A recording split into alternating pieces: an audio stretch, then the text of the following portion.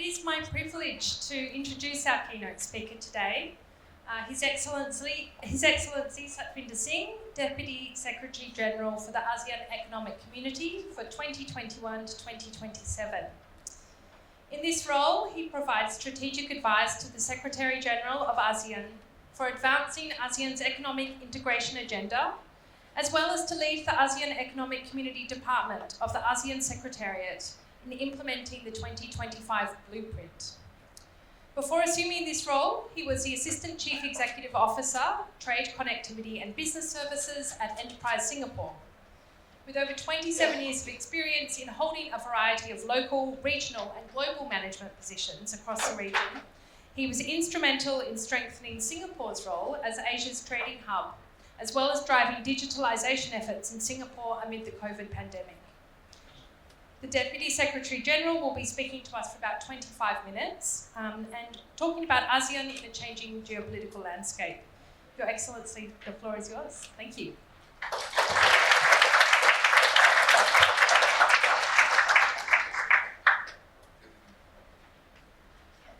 Very good afternoon, everyone. Let me first acknowledge Prof. Greg for a wonderful welcome to all of us. Let me also acknowledge the directors of the ASEAN Australia Centre, together with SIAC for organizing and inviting me to this event this afternoon. And of course, let me acknowledge also all of the excellencies and the heads of the missions from the ASEAN that are here, together with the heads of the Australian Business Chamber here with us this afternoon. Ladies and gentlemen, let me just begin by first expressing this is really a statement that came from your Prime Minister, Anthony Albanese, and he spoke at the CEO Forum last year when we were celebrating the 50th anniversary of the ASEAN-Australia dialogue relations. And this is the statement he used, and which I think is really an inspiring statement that is really going to capture the mood of what I'm going to be speaking on. And this is what he said.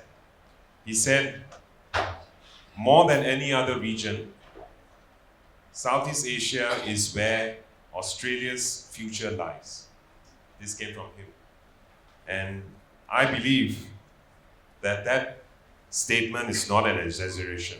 It's actually a recognition of the immense promise that both our region hold.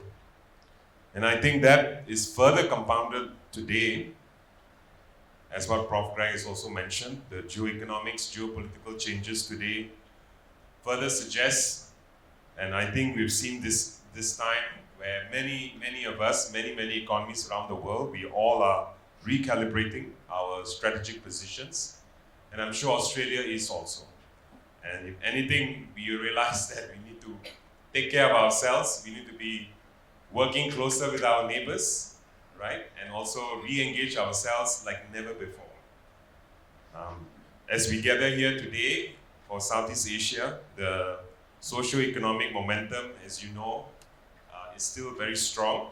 And despite the very complex global landscape, the GDP, the gross domestic product in ASEAN is still very healthy, is lying close to about $4 trillion. In fact, in exact, it's 3.9 trillion last year, and we are actually empowered by significant investments, almost an average of $230 billion. In fact, the ASEAN as a bloc is the largest recipient of FDI in the world outside the United States. And again, that is coupled by a dynamic support of a huge amount of trade that ASEAN does with the rest of the world. In fact, trade today is also close to 4 trillion, around $3.8 trillion, meaning to say we are one of the few regions in the world where our total trade is as large as our GDP. We are so connected to the rest of the world. Okay, and this also again tells you that in ASEAN, the policies that we have taken both at the ASEAN regional level as well as the national policies of each of the 10 countries of ASEAN, together with the energy and the drive of our entrepreneurs, the businesses and our workers, they all make our economy in ASEAN not only vibrant, but also supporting this massive growth and development of our people and the betterment of the lives of our people. ASEAN region, as you know, we are gearing for the future, and our commitment to both sustainability and digital transformation is actually anchoring very aggressively, and I'll be sharing some of that in my conversation with you this afternoon. In fact, 2 years ago, our ministers in ASEAN, they actually launched the negotiations of the first ever digital agreement, a regional digital agreement that's legally binding. It's called the Digital Economic Framework Agreement. In short, we call it DEFA. You'll hear this word quite often being mentioned economically now, because we are the region, the 10 countries are coming together to further legally integrate our digital economy. What does that mean? We are actually integrating the way digital information will be crossing the borders, how payments are being made. We are actually pushing for trade digitalization. We are harmonizing cybersecurity. We are even trying to manage e-commerce transactions, and also looking at whether we can even continue doing moratorium on taxes on e-commerce transactions. So a huge amount of undertaking that's being negotiated right now. And the message was very clear. We want to be able to provide certainty for businesses. And the idea is that DEFA, as a digital agreement, is designed to reduce uncertainties, to empower market access, and to push for seamless payment, data interoperability, e-commerce, and finance players. Again, huge amount of potential for us to be further integrated between our two regions. Now, alongside the digital transformation, our leaders have also, like I said, embraced sustainable commitments to help our ASEAN economies meet our commitments towards the Paris Agreement. Now, we have actually, through the help of Australian government, created massive, important frameworks for sustainability, and these include, for example, the ASEAN Strategy for Carbon Neutrality, the ASEAN Circular Economy Framework, and right now, as we speak, we are also getting support from the Australian government to work out on our Blue Economy implementation plans. It's so exciting. All of this is laying foundations for the region in ASEAN to also move along with yourselves, in decarbonizing ourselves, and for us to be able to meet in our own way our challenges of our targets towards the Paris Agreement.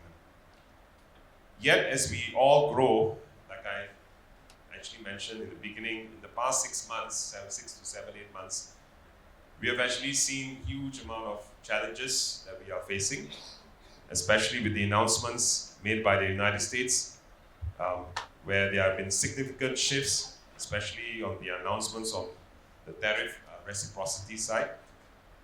And I think for our side, we as a group, we are probably one of the first few blocs in the world that have actually addressed these challenges collectively in a measured and a very principled way. Our leaders very quickly, they have actually charted a decisive action by adopting a statement on responding to the global economic and trade uncertainties, by, of course, assuring everyone that ASEAN is ready to work with the United States in a non-retaliatory way, but rather in a way to engage the United States in a constructive way, so that we can not only understand how we can support what is required from the United States, but more importantly, also help build bridges towards a new generation of even a stronger economic partnership with the United States. I think that collective stance that we shared very early on has actually worked very well for many of the economies of ASEAN. I think we are also one of the very few economic blocs where most of our members have been able to secure some certainty with the United States in terms of alternative positive actions, where the tariffs that were originally there have been reduced for us. I think on average, out of the 10 economies, one of them, Singapore, is like Australia. It's sitting at around 10% in terms of its tariff, while because we have the US has huge surpluses both on goods and services, like in Australia. But then for the other economies, I think for most of them, those that had large surpluses with the United States, they've been able to negotiate effectively with the United States and bring their tariff rates down to an average of 19 to 20%. Again, this highlights about the resourcefulness of our leaders to be able to come together and to be effectively doing what is best for their people in negotiating well with the United States. But at the same time, I think it's very clear that we need to do more and we need to expand further with all of our other existing partners, and this includes Australia. And I think this brings me well to my next part of my speech, where I'd like to share with you in terms of sharing the kind of partnership that we've been able to garner together. Now, Australia is definitely one of our most enduring economic, political, and social economic partners. For more than 50 years, it has been, our relationship has been anchored in a shared aspiration where we are building together a whole hinterland of partnership, where we are connecting ourselves both in terms of people, both in terms of our economies and our communities. And I think we can see that in the way we have actually strongly developed our partnerships. Today, in terms of our growth and development today, Australia and ASEAN, we remain very important economic partners. Total trade between ASEAN and Australia today stands around 143 billion last year. That's quite significant. And however, I think the space that we definitely need to grow is really the foreign direct investments that we do with one another. I think on the Australian side, last year, investments stood around $2.4 billion. Okay. However, ASEAN actually is a far more active investor into Australia. We are now your 6th largest investor in Australia. And I think this is definitely going to grow, as I was telling some of my colleagues. I think with more, last year actually we saw that in fact investments coming from ASEAN into Australia actually grew more than 300%. And I was telling everyone that it's not just in FDI, ASEAN is also going to be doing more by sending more of our sons and daughters to study in your universities than sending them to the United States.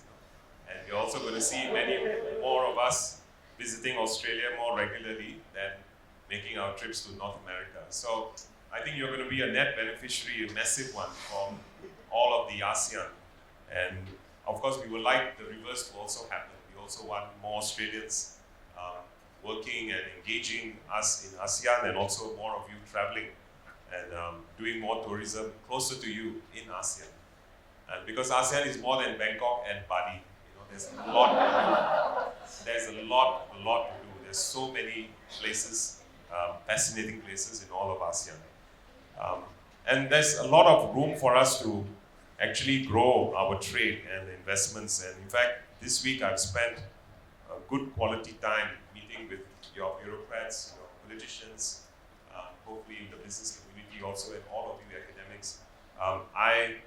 I feel that this is where we are just touching on the tip of the possibilities of our relationships.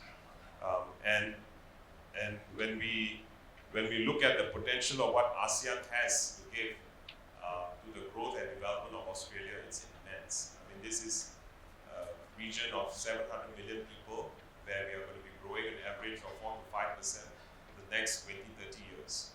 And there is general stability in our region. I think despite the challenges that you see occasionally in our region, I mean, the Myanmar one is the most outstanding one.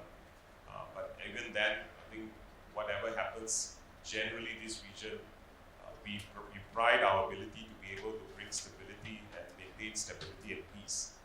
And I think this is something most valuable for both Australia and us. We want our region to remain stable, because without the peace and stability, then nothing matters. Right? Everything is sacrificed. And I think this is where we have a lot at stake together, and clearly our political stakeholders are working very hard, working together to make sure peace and stability resides in our region here. But on the economic side, I think this is where it's also becoming very difficult for us to depend on somebody else. The superpowers are doing what they are good at, looking at their self-interest.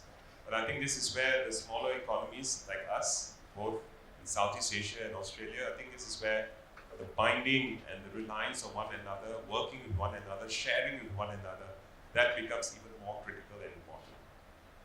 In this respect, I will say that, moving forward, there are a couple of things we can do better. And if you allow me, in retrospect, maybe I could share some of those things. I think first, clearly, we need to ensure that our businesses make full use of all of our agreements that we have in place. Australia and ASEAN, we have already negotiated and upgraded free trade agreement. In fact, it's one of the best of its class of free trade agreements. I think we are beginning to see some of the outcomes already with the trade numbers that came out already last year. And I think more is going to happen. On the trade side, like I said, we are doing well. The Australian business survey in ASEAN that was done in 2023-2024 showed that only 21% of businesses actually are using the free trade agreements. So I think this is where we can definitely do more in terms of making sure that more businesses on both sides are able to harness and manifest the benefits of the free trade agreements. And we really need to do more awareness, helping them to be able to navigate through some of the free trade agreements usage. And I think that we can do more in that space. Second, I believe the governments alone are not suffice to deliver and do the work on the sustainability transition that we are looking for in our regions. While I've been saying that Australia is a great supporter of sustainability priorities, but I think moving forward, I believe it's a crucial time now that we also pull in the private sector and the investors to also come in more directly to ensure that they are all part of the sustainability transition that we are massively trying to invest in our region, in ASEAN. And I believe there is a huge scope for us to be able to work on this. Third, I believe competitiveness is going to be another important area to attract investments in both ways. I think nobody owes each other a living. We have to make our environments in ASEAN also attractive enough to be able to attract the Australian investors and your funds and your companies to do more. But at the same time, I also believe we also need to have the investments and the interests of the Australian businesses to be able to spend more time in visiting and connecting to their counterparts in ASEAN. And until you travel more, you engage more, and you make more friends, I think it's going to be very hard to do business. And I think that all requires a huge amount of investments. So I think time for us to pay more commitment and time for each other. Now, fourth, I also believe that for the future demand, especially by 2030, Southeast Asia's middle class is going to be growing massively. And people think that we are all export economies, but I think this is where statistics will prove you wrong. Actually, most of our economies in ASEAN are actually consumption economies. And our size of our GDP, the 4 trillion, 60 to maybe 70% is actually consumption. So which tells you that this is really a huge opportunity really for Australians to really look at us as a market that is closest to you to be able to benefit from in terms of growing your engagement with us. And we really look forward to your partnerships in that way. More importantly, I believe that for businesses to succeed, one of the biggest requirements is really you also need your financial sector here to be familiar with ASEAN. And I think one of the things we will sometimes realize is that I think the financial sector in Australia is very Australian-centric. At most, they probably are familiar with New Zealand in terms of risk. And I think this is where, if there is a way we could get the financial institutions, your funds, to get more familiar with ASEAN, get yourself immersed into the financial hubs in Southeast Asia, so that you get connected to the deals, the deal makers, and the consolidators. That will give you the confidence to then be able to play the middleman role of supporting your business ecosystem. I think we hope those actions will be undertaken in the coming years. I think vice versa, in ASEAN, for the transition and growth that we are anticipating, ASEAN needs more than one or two financial centers. Not today in ASEAN, we depend on Singapore as a major financial center because the global capital sits there, not Singapore, but the global capital sits there. Similarly, we depend on Hong Kong, right? And somehow we also depend on Kuala Lumpur, that is also a significant financial center with different type of funding operating out of Kuala Lumpur. But in our transition that we need, we really need Australia too in this journey. Because the amount, I just give you one example, in the energy sector alone, we are pulling together our efforts in order to integrate our ASEAN Power Grid, which is the largest decarbonization project. That alone will require, in the next 20 years, $1 trillion. How can one Singapore do such coordination? So there is a huge, massive role for Australian financial sector to also ramp up its relevance to our region. Make yourself as our financial hub. So why do we have to depend on London for deal structuring or depend on New York for deal structuring? Why don't we work with the Australia ecosystem, with the Southeast Asian ecosystems to manage our transition, manage our growth in our region? I think so, ladies and gentlemen, these are just some ideas I wanted to share this afternoon. And I know, all in all, I must say, what I value most in our partnership with Australia is the way, throughout our journey, Australia has always respected ASEAN's leadership, centrality, be it in its government, in our people, in our community. I work very closely with many of your communities, with your government agencies, and we feel that genuinely in terms of you wanting to make a big difference in our capabilities, our capacities, our people, and even, even with Timor-Leste, it's going to be the newest member of ASEAN next month in Kuala Lumpur. Australia has been helping Timor-Leste massively, and I hope you will continue helping them in their human capacity so that they become successful ASEAN member. And Australia normally, in everything they do, I noticed you actually bring a lot of your own resources, your knowledge and your commitment, but there's always a recognition of ASEAN's ownership in our initiatives. You allow us to, also share and work with you in terms of telling you what will work for us, which is good for us. You listen to us, and I think that actually then makes our partnership even more resilient, more impactful over the years. And I think whatever we have achieved so far in the first 50 years of our partnership, the next 50 years actually is even more exciting. And you see how fast and how quick the world is changing. I think this only means one thing, that we really need to work closer to each other. We need to commit to each other, with one another, and then also, to some extent, selfishly keep the good things that happens around our hinterland for ourselves, for our people, so that we benefit the most for each other. I think with that, thank you so much for